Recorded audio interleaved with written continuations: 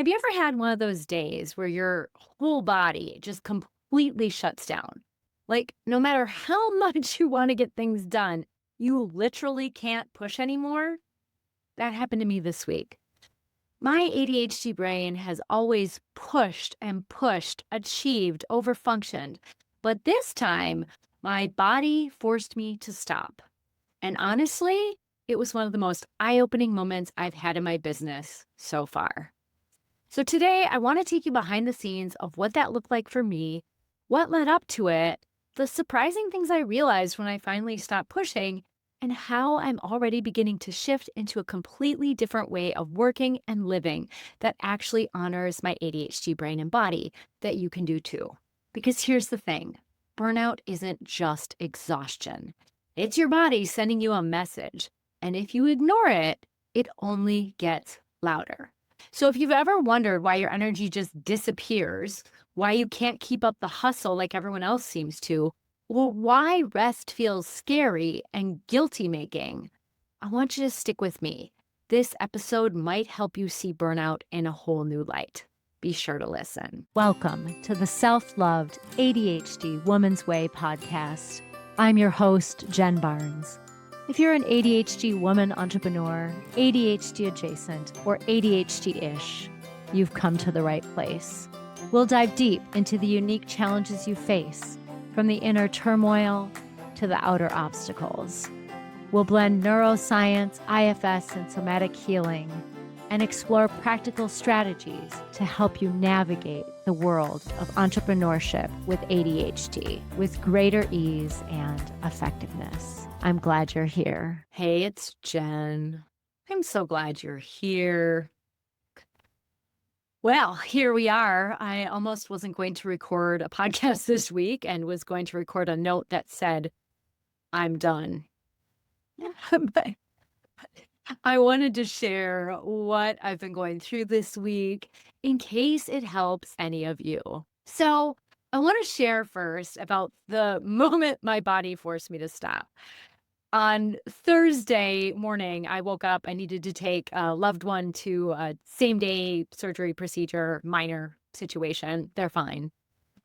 And I woke up and I had all these ideas. I was like, okay, I'm going to go to Caribou while they're doing their surgery thing, and I'm going to get some work done. And then I'm going to record my videos and my podcasts in the afternoon. And then I'll see my coaching clients. And my body had other ideas. I felt like crap. And I've been waking up with neck pain for a while, like maybe about a week or so, thinking I was sleeping funny, but of course, also parts of me knowing better that I was putting too much stress on myself, which, if you're someone who overfunctioned to mask your ADHD growing up through perfectionism, people pleasing, overfunctioning, and then high achievement, you probably are getting what I'm talking about. And I was putting way too much stress on myself, and I have been for a while, but I hit the wall on Thursday. My brain could hardly think. I felt so foggy, and I hadn't slept well. My neck hurt, which we know sleep isn't great, or lack of sleep isn't great for ADHD. It makes our ability to focus worse. And wow, I'm surprised I even got to my loved one's house to pick them up and got to the proper place to drop them off. It was not going to do it. I was able to get dressed and brush my teeth and my hair and feed the cats, and that was about it. And I did follow through on my commitment, but after that, it was a whole lot of nothing. And if this feels familiar to you, I want you to know you're not alone. And that's why we're going to talk about it. And I'm going to share, as I share a little bit more, what I'm already doing to help this, things that you can do as well. So, first of all, the context. I started this ADHD coaching business in April of 2020 and had big plans to have this lovely side gig. That's funny now that I think about nothing is side gig about a second business. But I thought, well, other people seem to be doing it, but it looked like they were doing it from the outside. So if this is you, you're like, oh, I want a second income stream. I'm just going to have a second business that's going to have courses and stuff. That might not work. because it ends up actually being a lot of work to show up for people, but also to help people who you can help find you and what you offer. So, anyway, I've been working on this since April of 2020. And because it was COVID, I was home. So I was working in my full time private practice, seeing more clients than I usually do because it was COVID and people were really struggling. And people would call, like, please open up a spot for me. I'm struggling so much. And so I did. I was like, all right, sure, I can do that because I, for some reason, even though I have ADHD, I have the ability to work my butt off. I can really be there for people like that for years until, right? And so I did, and when I wasn't working in that business, I was setting up and building this business, learning how to do that in all the different programs I've taken over the past 5.5 years now, and I was doing it, and everyone was saying, "Oh, yeah, at first you just have to put in the work, you're gonna work a bunch extra at the beginning so that you can have time freedom later." And I wasn't seeing it. I was doing all the things, I was following all the rules, I was posting content consistently. You probably noticed I've been really consistent with my podcast if you're a listener, or my YouTube channel, or before that, my Instagram, and before that, Facebook. I even dabbled in TikTok for a little bit there. And I was being really consistent, doing all the things right. And while I had some amazing clients come my way that I was able to help and work with, and some I still work with, it was nowhere near what everyone was saying should happen with the ways I was showing up. And anytime I talk to anyone, they're like, "Yep, you're blocked. You're blocked." And I'm like, "Okay, great, but like, so what do I do about that?" And I was in therapy and, doing my morning self-love ritual every day, which at the time was still the full thing, the ideal full thing every day. I mean, during COVID, I kind of started to put those practices down to shorter amounts just to keep them going because I was also having too much to juggle at that time, but I had them ramped back up once I lived in my own home and things started opening up with COVID. I was doing everything right, and it wasn't working. I wasn't getting the clients that I thought I should be. And the clients I was getting were aligned with the work I want to do, which a lot of times people say, oh, when you're really burned out, you're not going to attract the clients that you actually want or that you can help. I was actually attracting really good clients. They still are my clients, some of them, and they're wonderful. There were a couple that maybe weren't totally aligned, but it wasn't bad. But then Thursday, I crashed. And because I'm so high energy and because I can push so hard for so long, that crash was a big one. My head was hurting, my body hurt, I couldn't think straight.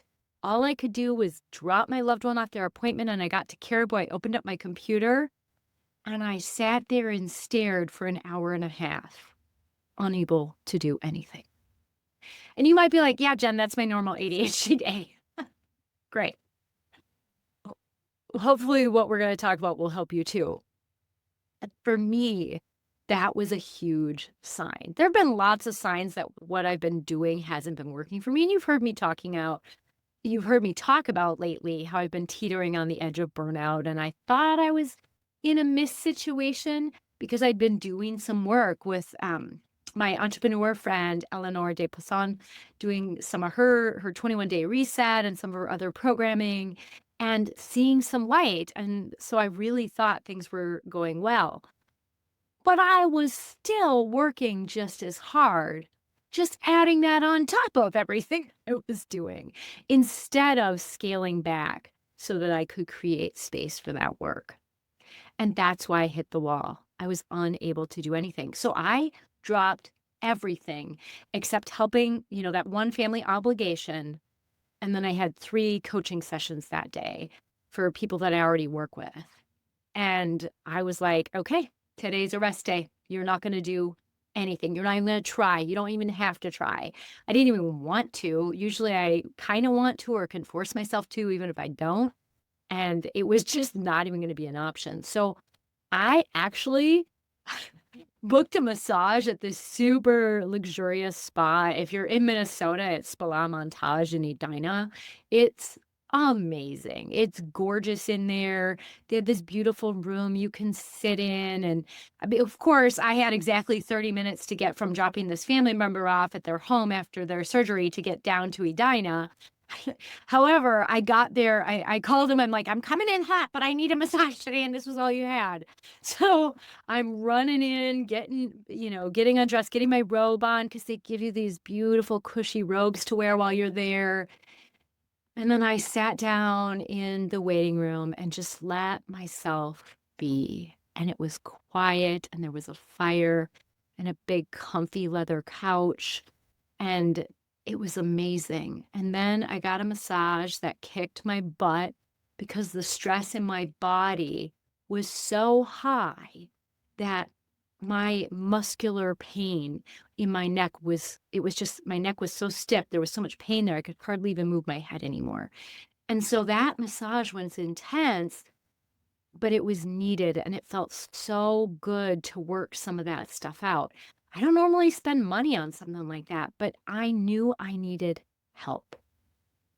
So if this is you and you're like, "Oh, Jen, I don't have money for that." Listen, I had to shift funds around to make this happen, to really make it a priority because I knew my body needed more support than I could give it. I also booked a chiropractic appointment for the next morning. That was the soonest I could get in. Did my massage, and then before I went home to my coaching clients, I created space to sit in that beautiful quiet room with the fireplace and that plush robe that I was wearing that they give you to wear and my little spa slippers and a warm compress that they also give you over my neck and shoulders. And I just sat there with my eyes closed and allowed myself to be. And it was exactly what I needed. And if you've heard me talk about burnout before, you know that what we need is nothing. We need a lot of self love and a lot of nothing. You've heard me talk about Brene Brown shares the difference between overwhelm and stressed. She uses the example of when she was a server at a very busy restaurant in Texas. And when someone was stressed, they'd come back into the kitchen and say, "I'm in the weeds." And that meant that they were still handling it, but that they just needed a little bit of assistance. So they'd be like, "Hey, I need desserts to table 5, greet and water to table 2, serve meals to table 6." I don't even know if I did that right. But basically, the person is still able to direct what needs to happen. When we hit overwhelm, we don't have that capacity. And that's right where I was on Thursday.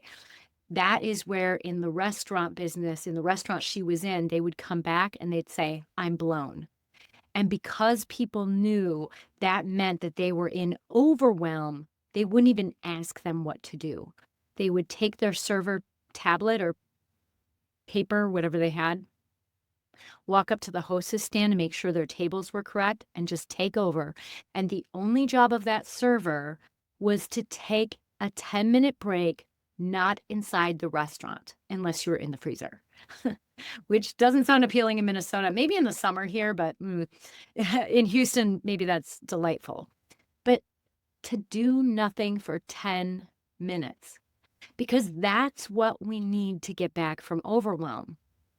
But that's if the overwhelm is only an acute case from what's going on in the moment. If, like me, you've been pushing yourself for far too long, you're probably going to need more than just 10 minutes of nothing. I've met people from around the world when I've done some of my workshops, and they've told me, like, I've been burnt out for 6 months and haven't been doing anything just to recover.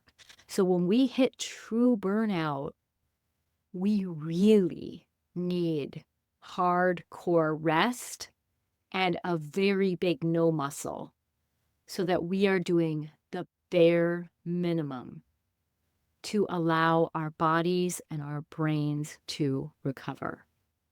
And a lot of times, what does that mean? It actually means letting our soul catch up with our body, letting our spirit catch up with our body. This work I'm doing with Eleanor Desplisson is a lot about the divine feminine, and it's a lot about connecting inward with that. Instead, I have been, she has a book called The Path of Femininity. It's like the six steps to your sovereignty, something like that. It's really amazing. I highly recommend it. I recently re-aired one of her podcast episodes, so if you haven't listened to that, I highly recommend. So she talks about the wounded masculine and the wounded feminine and some of these wounds that we carry as women. And I'm feeling a lot of them. And I noticed them in myself. And so for me, getting myself out of this is meaning large amounts of rest and way less action.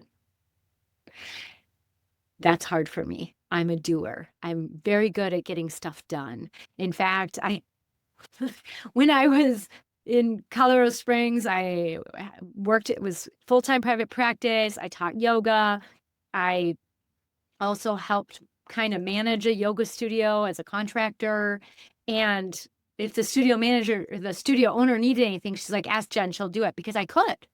I'm very good at getting things done with ADHD, which is really rare. And I think it's because I learned how to force myself to do that. But that doesn't mean it's in alignment for me. That doesn't mean it's healthy for me just because I can do it. And that might be true for you. I'm learning as I listen to more and more of the women who I attract into my world, which is fellow overfunctioners and high achievers. Yeah, we learned how to get it done. We learned how to achieve highly. We learned how to be successful in our careers because we had to, because women weren't allowed to be messy in our day. The ADHD boys, yeah, I mean, boys will be boys kind of stuff. That was the message back then. I don't agree with that narrative, but that was the message. Girls, we had a lot less lenience. We had to work way harder than the guys to be taken seriously, to get recognition. So we did. And some of us couldn't. So if you're listening to this, you're like, wow, that is not me at all. Some couldn't. Some people I know didn't have a very loving home environment. So they had zero bandwidth because they're just trying to survive. So they had zero bandwidth to do the over and above. There's various reasons why that might not have happened. Or maybe you just have a different personality. Maybe you're in a different sun sign. I'm a Capricorn. So we're like, bottom line, down to earth thinkers. And who knows what it is, but for whatever reason, some of us figure it out. But in my experience, both personally and in working with other women like me, we burn out again and again and again because it's so easy to get in this cycle. And if I'm making it sound like this is my first time in it, I wish. I have gotten myself into this cycle so much. In fact, my mom, when she was alive, truly felt it was her job to make sure I remembered to have fun. That was her thing. She'd be like, are you having enough fun over there? She was a nurse, so she'd also ask about things like bowel movements and hours of sleep and how many vegetables I ate, whatever. Until I became plant-based. She stopped about the vegetables. I don't know what shifted for her there, but maybe she thought all I could eat was vegetables. I don't know. But that is one of the things that I had her trying to remind me to have fun. So if you're someone who has people reminding you to have fun, you might, that might be messages from the universe. I was up at the cabin last week, as you could tell from my podcast and my YouTube video last week, because I looked cabiny. I had the frizzy hair and no makeup. And, oh, geez. But that was very Minnesotan sounding. Oh, geez. Anyway, while I was there, I was in front of this gorgeous lake, which is the lake that our cabin is on. It's so pretty. I was so fortunate to get a lovely weather week. I mean, the weather was all but perfect. There was only one day where it rained a little bit in the morning, and then half a day where the smoke from the Canada fires was too bad to be outside. Other than that, the entire week, I was there 9 days, was perfect. And what did I do? Yeah, I did some stand-up paddleboarding and I did my morning exercise, all that. But I mostly sat on my computer Yes, I was looking at the lake while I was doing it, but I had so much work to do. And sure, some of that was seeing clients, and I had a bunch of cancellations. That was like the universe or the goddess saying, Jen, here it is. Take this break. Enjoy the beautiful water and the trees and the loons on the lake and the bald eagle that kept swooping down trying to get my attention. But I didn't get it until the end of the week. And I share this not because my own narrative is essential in your life, but perhaps because you've been there. And I want you to feel like you're not alone. We get ourselves into this because of shame. We've been shamed so much for how our brains are naturally. Or maybe we haven't because we saw other people being shamed and we're like, okay, I'm just going to keep in this little box so I don't get in trouble like they did, or so I can have a good life, or whatever our narrative is. We push ourselves to these extremes to quell the shame, to quiet the noise about how we're not good enough or too much or both. And then we fall apart over and over and over again and shame ourselves more for not being able to keep it together. So this time, let's do something different together. This time, let's take the day. I took the day. Yeah, I still saw my coaching clients and I still took my loved one to their surgery appointment. Those things felt like obligations that I truly wanted to keep, and I did have the energy for. And I did see my therapy clients the next day. I didn't even do my morning self-love ritual. I slept and went to my chiropractor appointment. And then I went to bed early last night, and this morning I went to a different kind of yoga class. Instead of the high power vinyasa I'd been going to with a teacher who I love, but a studio that was seeming less and less like a fit and more like my past, I tried a new place. And this teacher was exactly what I needed. This class was exactly what I needed. It was slower and it was more honoring of the sacred feminine, whether or not she had that in her mind. And so I let myself move slowly. I let myself be in my body because that's the first doorway. And then instead of working 8 hours today, Saturday, like I usually do, I decided that I'm done working 8 hours on Saturdays. I'm only going to let myself work 4 hours on Saturdays, and what gets done, gets done. I'm pausing my program. Yes, I'm going to finish working with the people in my program. So if you're in my program, we're still doing it. And I'm still going to work with my existing coaching clients, but I'm not going to launch for the rest of the year. I'm going to let myself be with myself, connecting with my divine feminine energy, and let myself surrender and receive. Let myself heal and grow. And let myself hear the message of what it is I'm here to do now, what it is that's in alignment. And yes, I'll still keep doing my podcast, though if I miss a week, just know that's me letting my body say no. And I'll still do my YouTube channel. And if I miss a week, again, that's me honoring my body and letting myself surrender and receive. And sure, I'll still send out my mostly weekly email. It hasn't been really consistently weekly for a while as I've been teetering on the edge of burnout. I'm like, oh, I can't even. So if you're catching yourself starting to say, I can't even, or no, or oh my gosh, or you're holding your head, or you notice neck stiffness or back stiffness or jaw clenching or jaw stiffness, join me. Let's do this together. Because I hope the lessons that you learn from this are the lessons that I'm relearning. And maybe you've learned them already too, but can relearn them.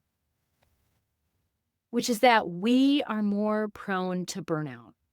We get into this pattern because our brains, we're in this neurotypical society not made for our brains, and we're trying to keep up in it, which is kind of ridiculous. And It's just not reasonable. It's just not reasonable, especially as we age. I don't like to talk about aging. I don't like to say the word OLD, but the truth is we are aging, every one of us, even if you're 2.5 years old, which you're probably not listening to this then. Unless your mom or dad has it on. Mom, probably, because females. Anyway, an ADHD moment there.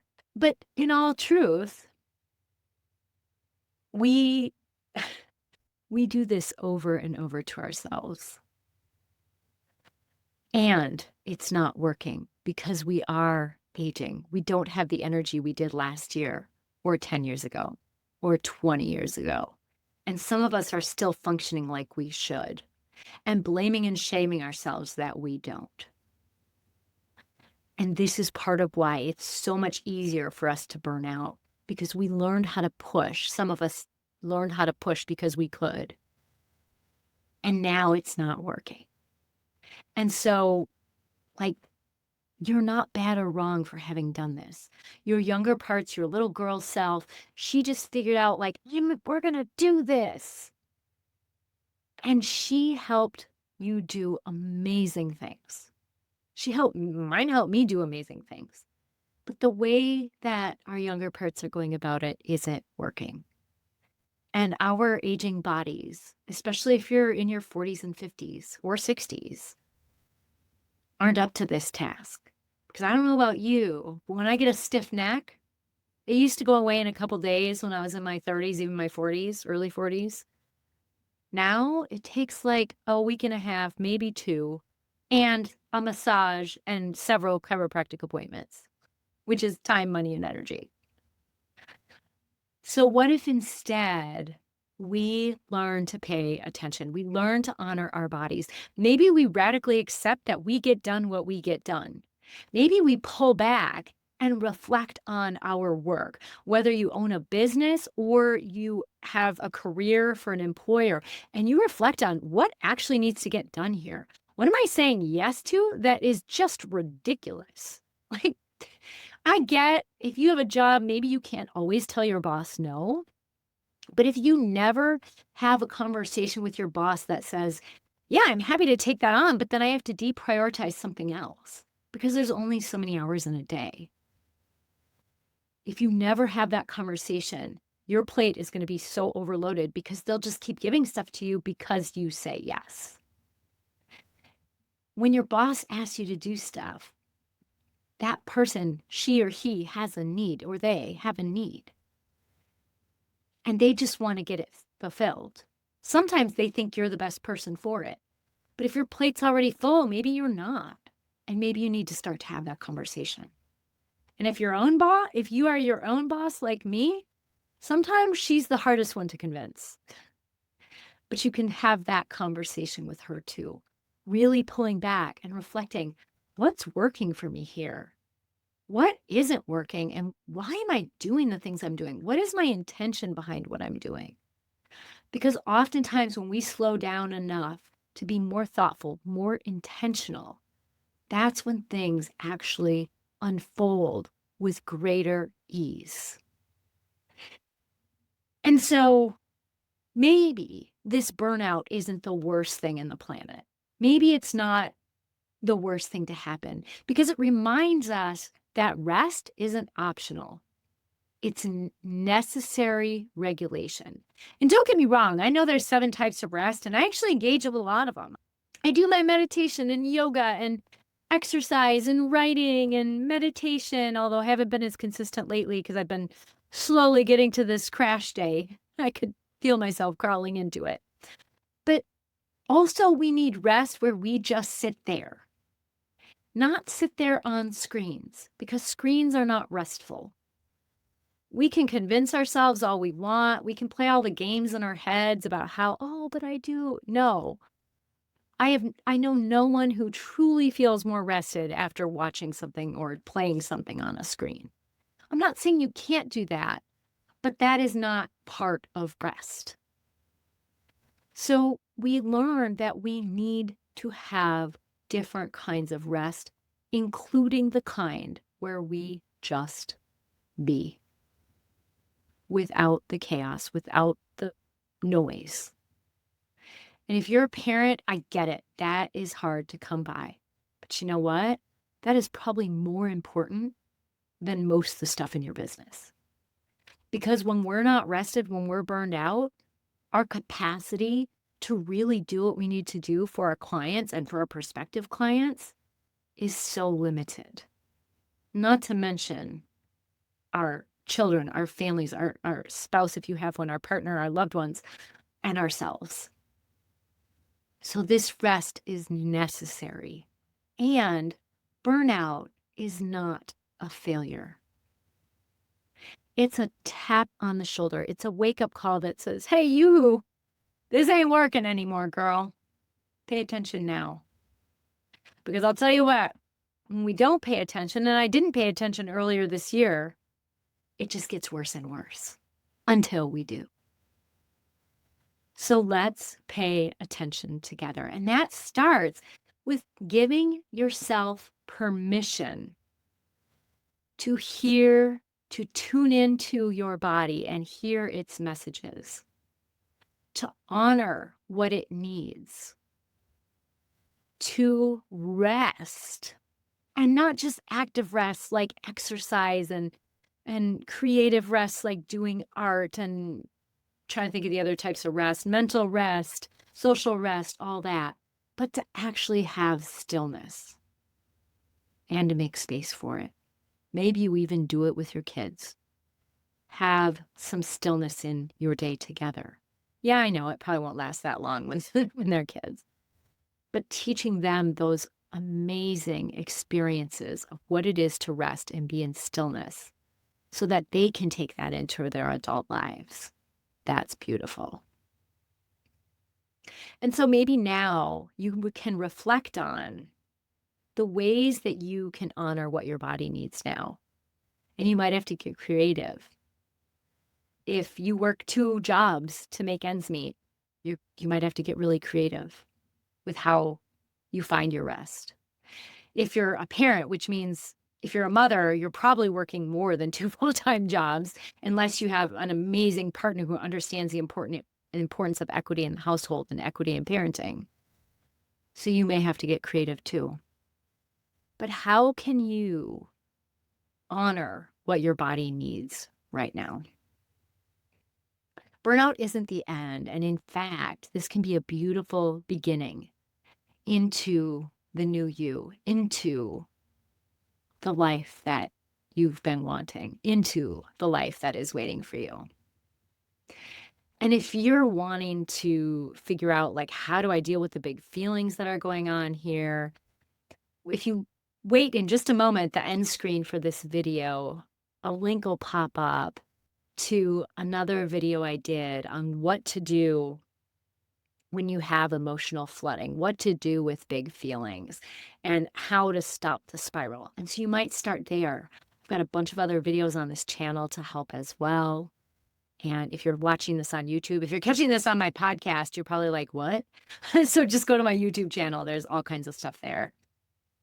And give yourself some space to care for you. Because here's the truth. And I remember this from when I was a kid, and I always thought it was kind of cheesy. But my dad loved the movie City Slickers with Billy Crystal and I don't even remember who else. Because it was like, there's one thing, right? It's the one thing. And I don't even know if I ever got through the whole movie. I don't think I was the targeted audience for that movie. But it's there's the one thing.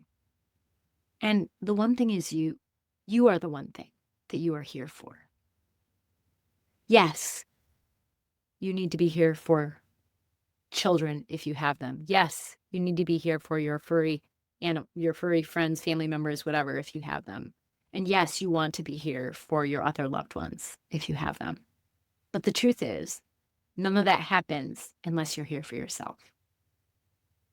So I hope that this has helped you today as I share my journey and my own intentions to slow down and let you know, hey, if you miss me for a week, just know I'm taking my own advice.